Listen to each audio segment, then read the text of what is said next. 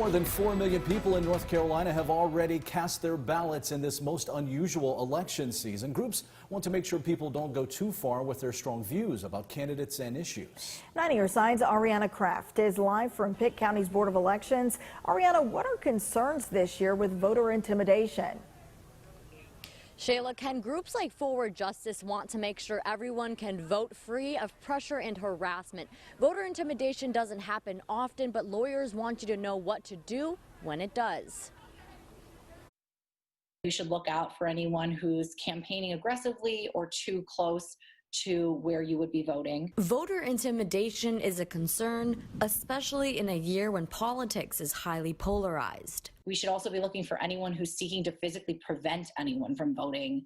It could be blocking an entrance or blocking where you would park to vote. But that intimidation doesn't just happen at polling sites. You can experience it in your own home. It could be misleading information about voting that is communicated to you by phone, by mail, or by email. 2020 is not your usual election year. There's a pandemic, social concerns, unrest in cities, economic turmoil, and it's all playing into our decisions on how to vote. This election is different. People are so motivated.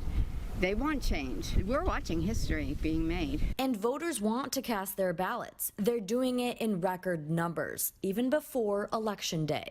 I've never been so proud to vote as I am today. Oh, I feel great about this one. This is a very, important election this time around. Most voters never experience intimidation, but it still can happen. Over the first 2 weeks of early voting, we've monitored and investigated over 50 reports of voter intimidation across the state. And there are ways you, as a voter, can make sure that intimidation stops. First thing that a voter should do is contact the site manager at the polling place that they're at. On actual election day, there will be a chief judge stationed at each polling place that they should contact and report it to.